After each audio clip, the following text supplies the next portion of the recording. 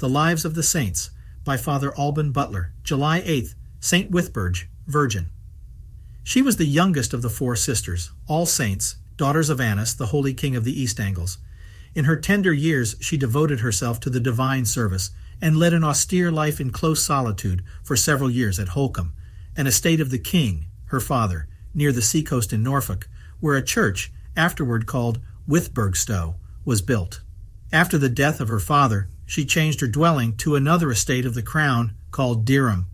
This is at present a considerable market town in Norfolk, but was then an obscure retired place.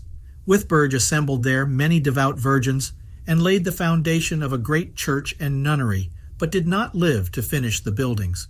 Her holy death happened on the 17th of March, 743. Her body was interred in the churchyard of Dereham, and 55 years after found uncorrupt and translated into the church. 176 years after this, in 974, Brithnoth, the first abbot of Ely, after that house, which had been destroyed by the Danes, was rebuilt, with the consent of King Edgar, removed it to Ely and deposited it near the bodies of her 2 sisters. In 1106, the remains of the 4 saints were translated into the new church and laid near the high altar. The bodies of St. Sexburga and Ermenilda were reduced to dust except the bones. That of St. Audrey was entire, and that of St. Withburge was not only sound but also fresh, and the limbs perfectly flexible.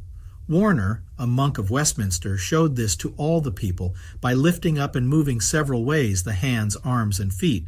Herbert Bishop of Thetford, who in 1094 translated his see to Norwich, and many other persons of distinction, were eyewitnesses hereof.